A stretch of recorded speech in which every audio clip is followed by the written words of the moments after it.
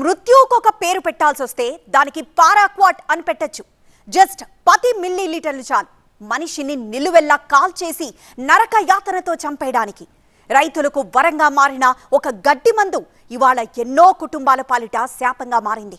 అందుకే దీని నిషేధంపై పెద్ద పోరాటమే చేసింది టీవీ9. ఆ ఇంపాక్ట్ కనిపించింది కూడా. ఈ గడ్డి మందును దేశం నుంచి తరిమి కొట్టేందుకు కేంద్రం కీలక అడుగు వేసింది.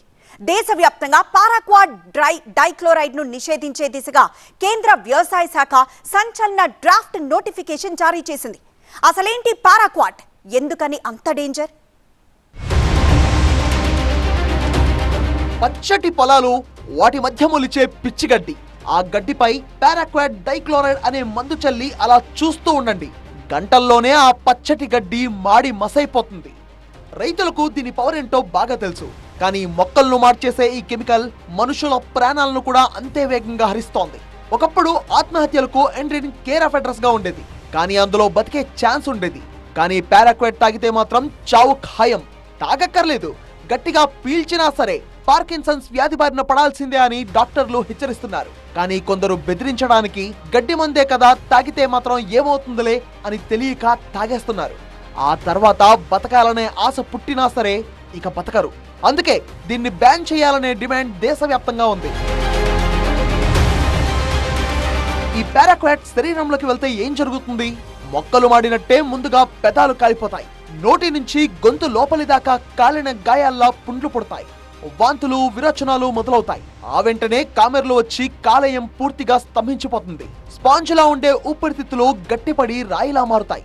ఆక్సిజన్ తీసుకోలేవు. వెంటిలేటర్ పై పెట్టినా ఫలితం ఉండదు. విషాన్ని ఫిల్టర్ చేయలేక కిడ్నీలు పూర్తిగా చచ్చిపోతాయి.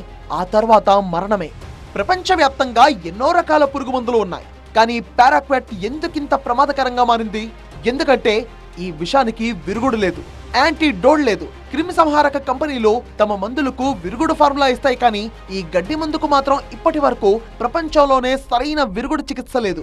ఈ మందు తాగిన వారిలో మరణాల రేటు అక్షరాల 98%.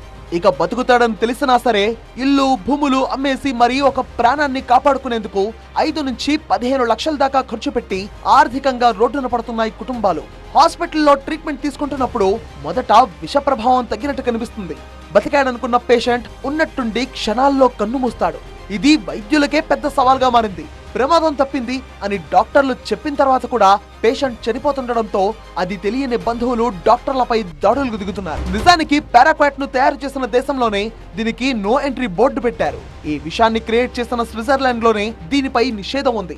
పారాక్వాట్ మందు ఎంత ప్రమాదకరమైందో తెలిసిన యూకే, ఫ్రాన్స్, జర్మనీ, దక్షిణ కొరియా, కువైట్, కంబోడియా, శ్రీలంకలో దీన్ని పూర్తిగా బ్యాన్ చేశారు. చైనాలోనూ దశల వారీగా నిషేధించారు. 70కి పైగా దేశాల్లో ఈ పారాక్వాట్ పై నిషేధం లేదా అత్యంత కఠినమైన నిబంధనలు ఉన్నాయి. వరల్డ్ హెల్త్ ఆర్గనైజేషన్ కు చెందిన international agency for research on cancer ఎప్పుడో దీని తీవ్రతపై నివేదిక ఇచ్చింది. మన పార్లమెంట్ లోనూ ఎంపీలు దీని నిషేధంపై గళమెత్తారు. దేశంలో ఆత్మహత్య చేసుకునే వారిలో 80% మంది ఈ గడ్డి మందునే ఎంచుకుంటున్నారని ఆరోగ్య శాఖ గణాంకాలు చెబుతున్నాయి. ఒడిశాలోని బుర్లా జిల్లాలో 2 ఏళ్లలోనే 170 మంది ఈ గడ్డి మందు తాగి చనిపోవడంతో ఒడిశా ప్రభుత్వం దీనిపై బ్యాన్ విధించింది. కేరళ ప్రభుత్వం సైతం దీన్ని నిరోధించింది. అయితే చట్ట ప్రకారం రాష్ట్ర ప్రభుత్వాలు కేవలం 60 నుంచి 90 రోజులు మాత్రమే తాత్కాలికంగా నిషేధించగలవు. శాశ్వత నిషేధం విధించే అధికారం కేవలం కేంద్ర ప్రభుత్వానికే ఉంది. అందుకే ఇండియన్ మెడికల్ అసోసియేషన్ ప్రతినిధులు సైతం ప్రభుత్వాలపై ఒత్తిడి తెచ్చాయి.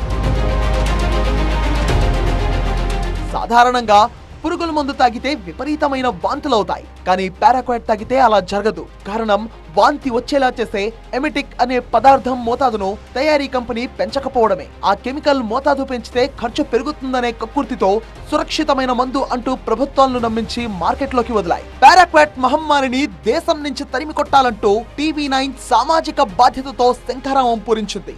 ఈ ప్రాణాంతక గడ్డి మందు సృష్టిస్తున్న నరకాన్ని, చితికిపోతున్న కుటుంబాల గాథలను వరుస కథనాలతో కళ్లకు కడుతూ దీనిపై ఒక సుదీర్ఘ పోరాటాన్ని, ఒక ఉద్యమాన్ని నడిపింది టీవీ9. TV9 ప్రసారం చేసిన ఈ సంచలన కథనాల ప్రభావంతో తెలుగు రాష్ట్రాలకు చెందిన ఎంపీలు కదిలివచ్చి పార్లమెంట్ లో పారాక్వాట్ నిషేధంపై గట్టిగా గళమెత్తారు. ఈ నిరంతర ఒత్తిడి, ప్రజాక్షేమం కోరిన జర్నలిజం ఫలితంగా ఎట్టకేలకు కేంద్ర ప్రభుత్వం దిగొచ్చి పారాక్వాట్ ను నిషేధించే దిశగా కీలకమైన డ్రాఫ్ట్ నోటిఫికేషన్ జారీ చేసింది.